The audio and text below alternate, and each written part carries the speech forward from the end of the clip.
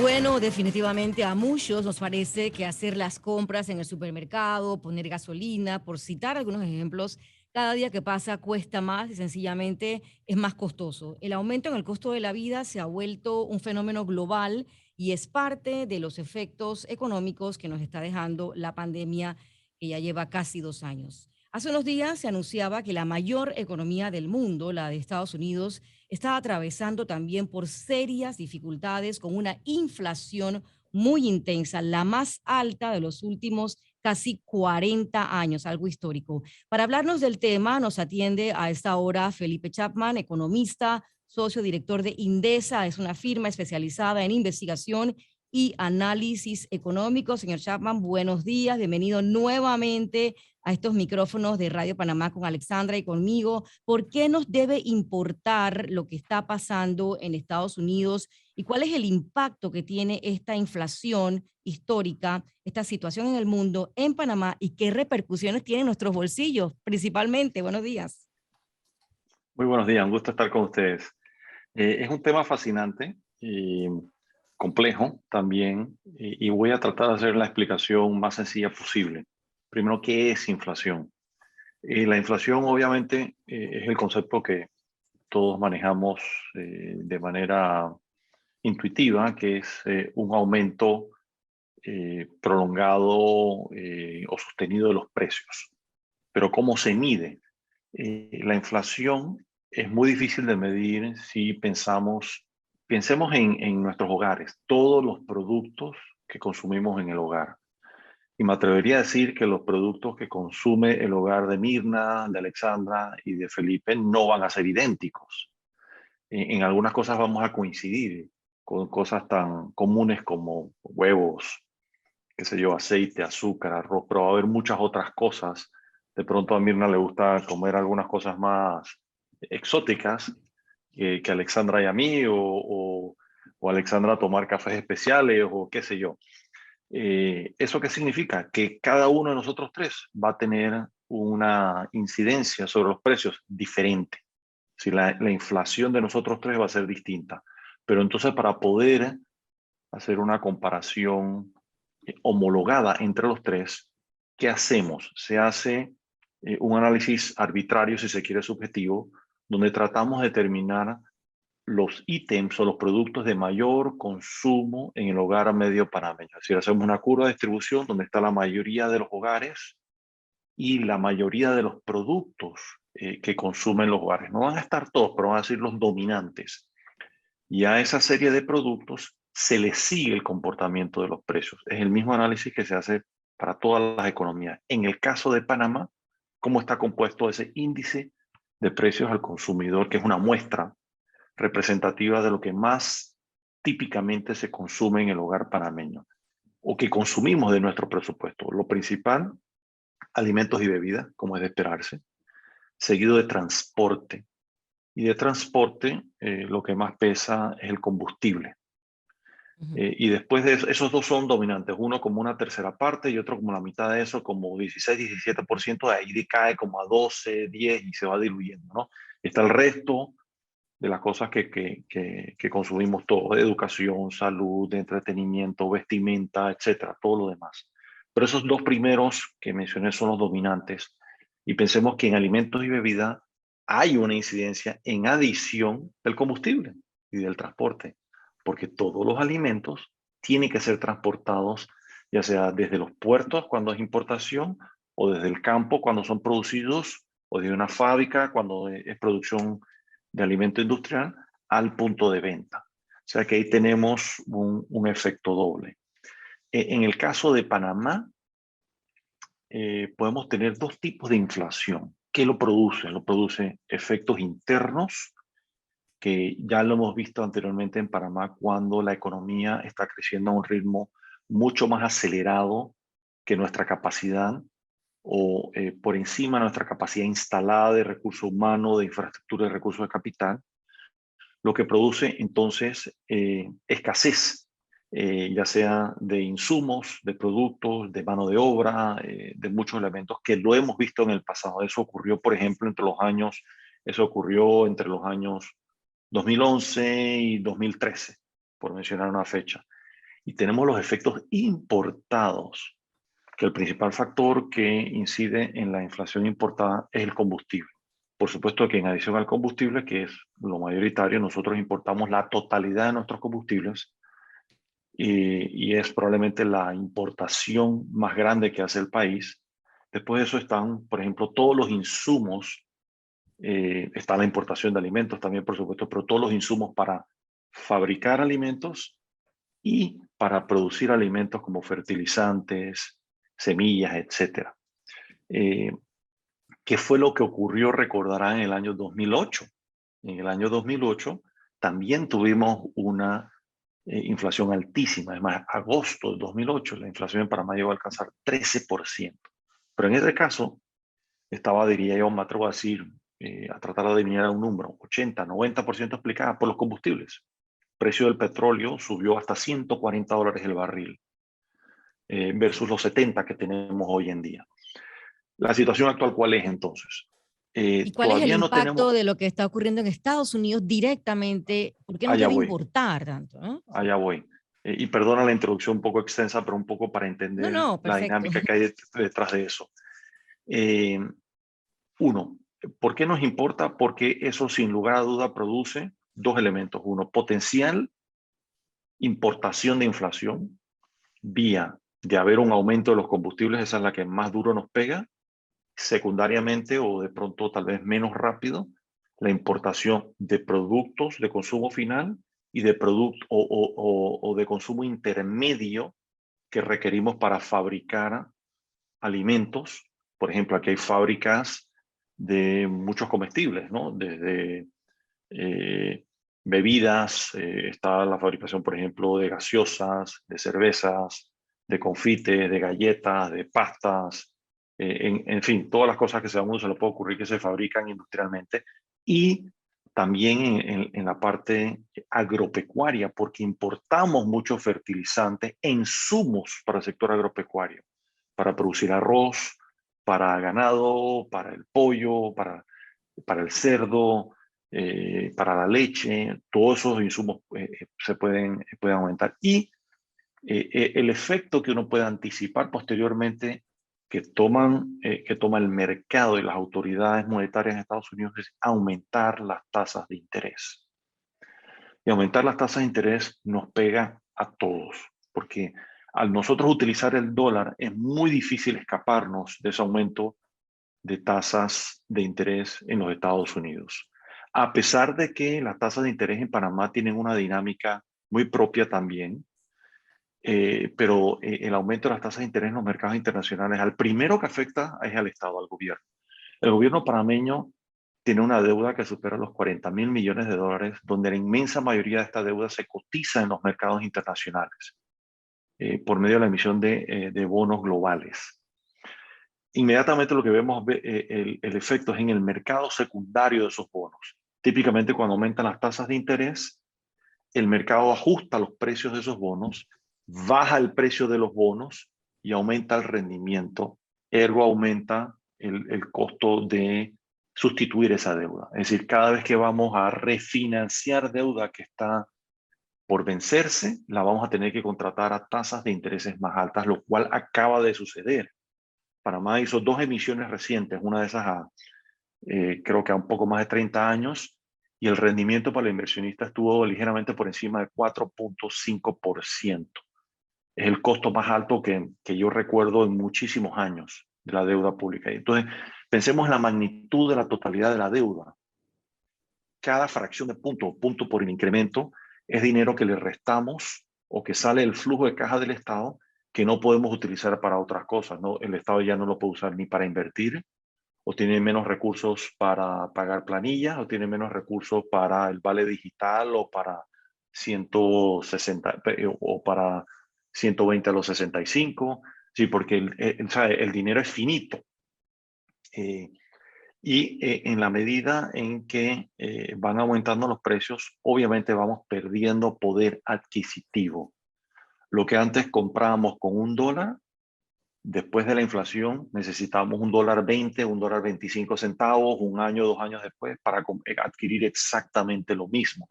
Entonces vamos perdiendo poder adquisitivo. O sea que esa es las principales preocupaciones. Don Felipe, el panorama puede ser complicado para quienes no manejamos como usted los temas económicos y a veces es tan incomprensible que preferimos no entenderlos, no darle seguimiento. Pero, ¿qué podemos hacer los consumidores? Si es que podemos hacer algo o escapa totalmente a nuestro control, y si el gobierno puede hacer algo o también es una situación tan global que simplemente el gobierno tiene que someterse a lo que está ocurriendo en el mundo. A ver, yo creo que el consumidor puede tener mejores resultados que una intervención del Estado. Y paso a comentar. En este caso en particular, la inflación que estamos viendo en Estados Unidos eh, no es principalmente producto de un recalentamiento de la economía, como mencioné que fue el caso de Panamá a inicios de la década pasada. Es producto de fallas y complicaciones en las cadenas de suministro. Y uno de los principales, muchos dedos apuntan a Oriente y principalmente a China. China ha sido excesivamente severo, duro, ante la contención del COVID y ha cerrado puertos, ha cerrado fábricas. Y vivimos hoy en un mundo hoy en día que está tan interconectado que cuando ocurre lo que acabo de explicar, y voy a poner un ejemplo muy sencillo. Automóviles desde los más económicos hasta los de mayor lujo. Hoy en día, la cadena de suministro para la fabricación de un automóvil es casi que mundial.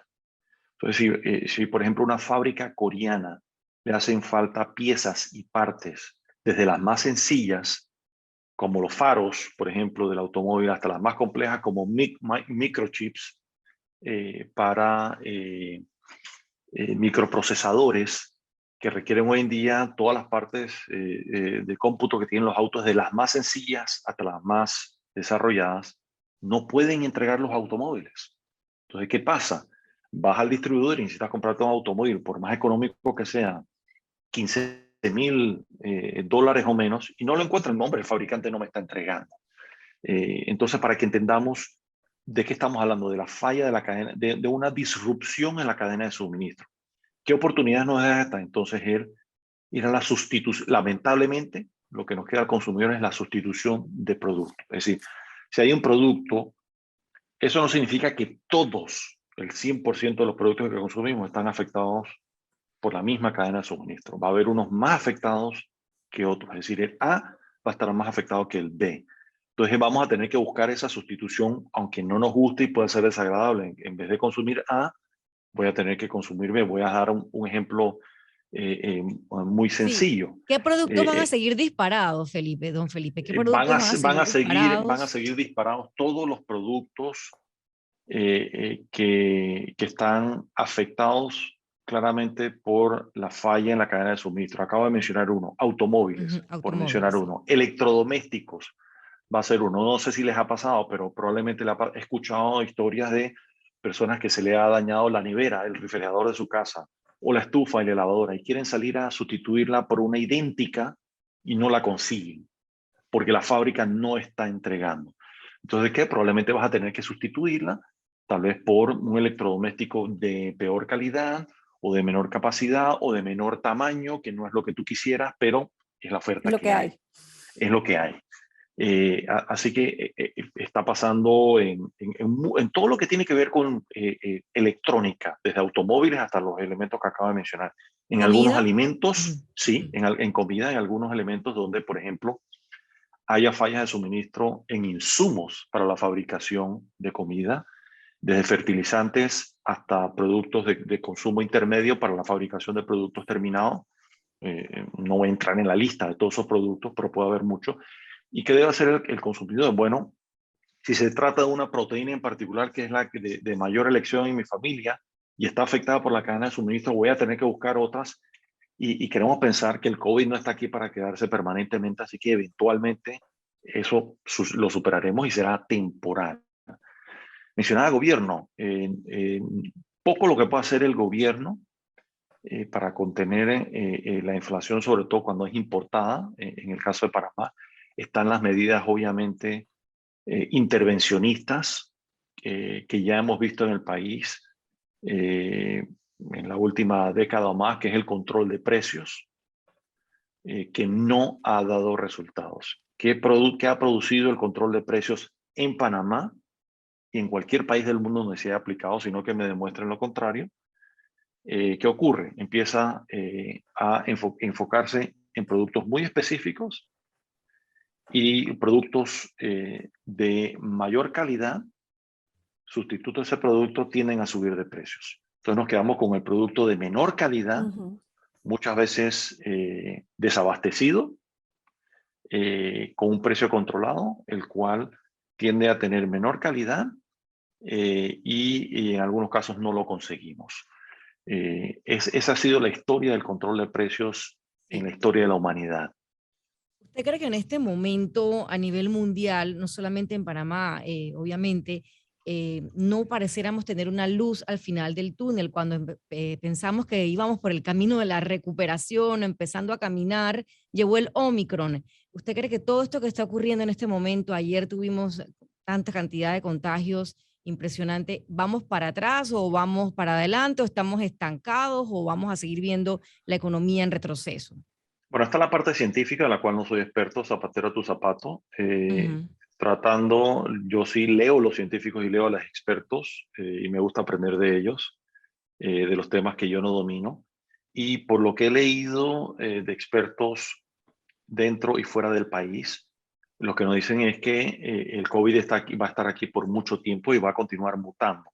Las mutaciones que estamos viendo hoy en día con el Omicron son menos dañinas, pero son lo suficientemente virales o contagiosas para así tener algo de efectos económicos. Y el principal efecto económico que tiene es el ausentismo laboral, Que es lo que sobre todo abordábamos en la entrevista anterior, casualmente. sí, sobre todo en trabajos que no se pueden hacer de forma remota, como esta entrevista que estamos teniendo hoy en día. Los trabajos de servicios, como por ejemplo de servicios profesionales, muchos se pueden hacer a distancia, por teletrabajo. Servicios médicos es limitado, salvo consultas, por ejemplo, psiquiátricas, psicológicas o de alguna otra manera. Es decir, un odontólogo no te puede atender por Zoom. Vamos a ponerlo de esa forma. Y miren uno de los ejemplos donde más está afectando al mundo. En Panamá no nos afecta tanto por el tamaño de nuestra país, pero Estados Unidos y Europa, las aerolíneas.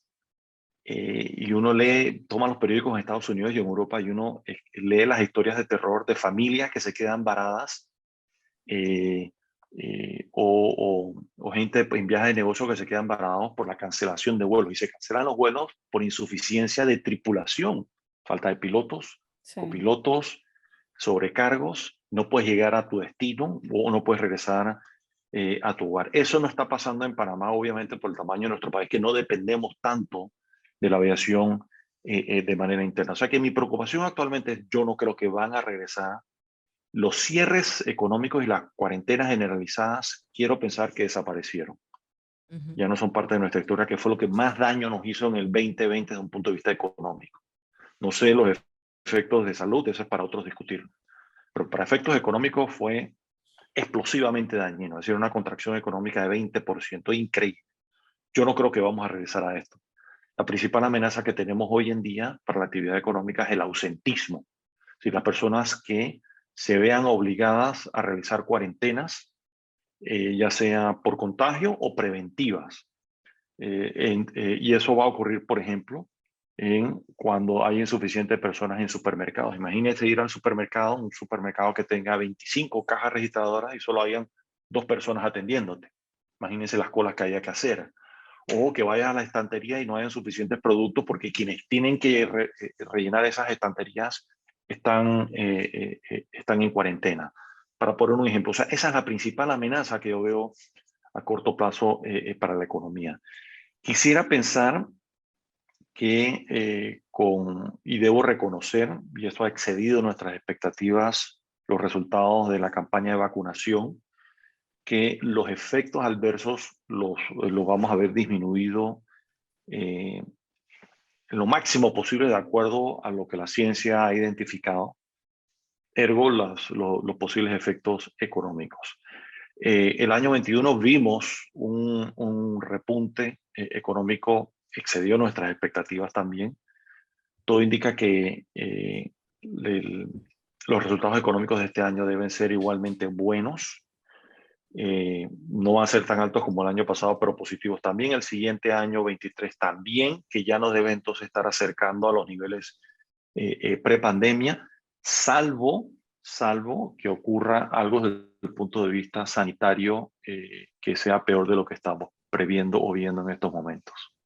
Don Felipe, usted mencionaba las tasas de interés y el impacto que va a tener en la deuda externa. ¿Qué impacto va a tener en el bolsillo de nosotros, los que tenemos préstamos, los que tenemos hipotecas o los que tenemos una cuentita de ahorros por allí? ¿Cuál es el impacto directo?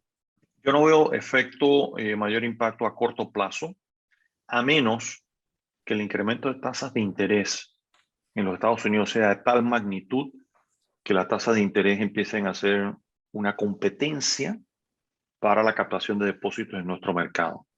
Porque hoy en día los depósitos en Panamá no han bajado, la liquidez de los bancos está muy buena, está muy alta, las reservas contra pérdidas producto del COVID se han tomado, o sea que el patrimonio de los bancos está muy sano. Los bancos están deseosos de prestar, lo que les está costando es encontrar suficientes clientes con el perfil adecuado de crédito para otorgarles préstamos. Ahora bien, si tienen que verse en la situación de tener que competir por depósitos contra bancos, por ejemplo, en los Estados Unidos, la situación empieza a cambiar. Porque si Mirna y Alexandra tienen la oportunidad de, por ejemplo, si tienen depósitos en Panamá que les paga 2% y tienen una oportunidad de colocar ese mismo dinero en una cuentita de ahorros equivalente en Estados Unidos al 2,5% o al 3%, estoy seguro que lo van a pensar. Si eso empieza a ocurrir, entonces los bancos en Panamá van a tener que pagarle más, ofrecerle más a Mirna y a Alexandra para retener sus depósitos. Entonces, si el dinero le cuesta más, es lo mismo que cuánto me cuesta a mí, por ejemplo, comprar insumos para fabricar algo más. Si se aumenta mi costo, yo tengo que aumentar el precio. Entonces, para aumentar el precio, tengo que aumentar, se refleja en aumento de las tasas de interés de los préstamos. Esa es la única dinámica que a mí me preocupa que pueda ocurrir que provoque un aumento de las tasas de interés en Panamá. Si eso no ocurre y con un incremento pequeño en los Estados Unidos de las tasas de interés se logra frenar la inflación, yo no veo esa dinámica afectando la situación en Panamá. Solo afectaría de forma a corto plazo a quien tiene que pedir prestado en los mercados internacionales. Principalmente aquí es el gobierno.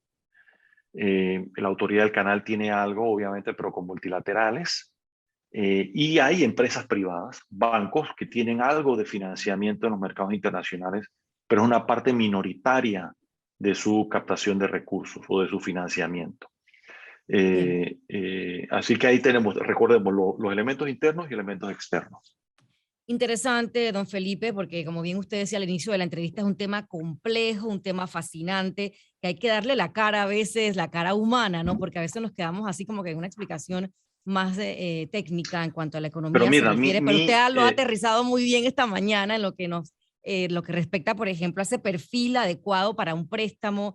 Va a ser un poco complicado para la banca encontrarlo, interesante. Y también lo que usted decía, la principal amenaza hoy día es, más que la inflación, es el ausentismo laboral que enfrenta la economía y que enfrenta la empresa privada también, ¿no? ¿Me iba a decir algo, señor? Sí, que en ese sentido yo no dejaría por prudencia, ir pensando, bueno, en cómo me puedo preparar si ocurre la tormenta perfecta del escenario adverso que acabo de describir, que nos llevaría a un aumento de tasas de interés. Hombre, yo haría varias cosas.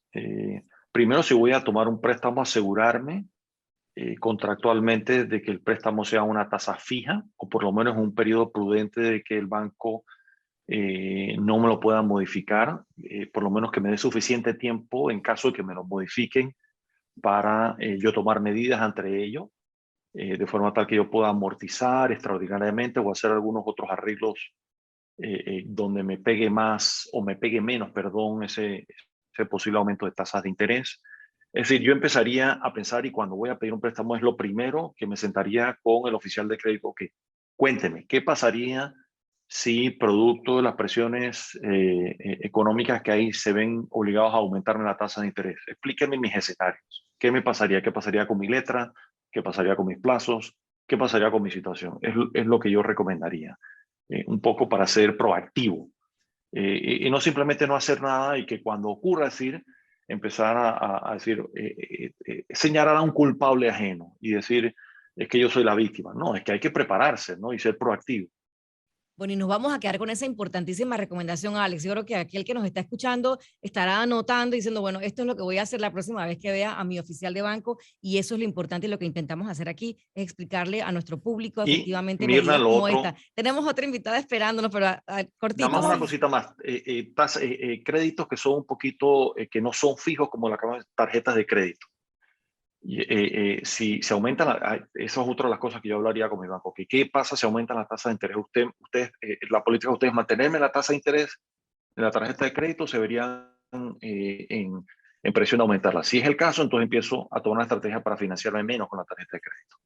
Bueno, yo creo que don Felipe va a tener que regresar la próxima semana para seguir con esos consejos sabios para nosotras En y la para nuestros banca. oyentes. Ay, nos enfocamos entonces en esos aspectos de la banca. ¿Le parece, don Felipe? Con mucho gusto. Siempre tenemos una Gracias. segunda parte con el señor Chapman. Gracias por estar aquí en Radio Panamá, Felipe Chapman.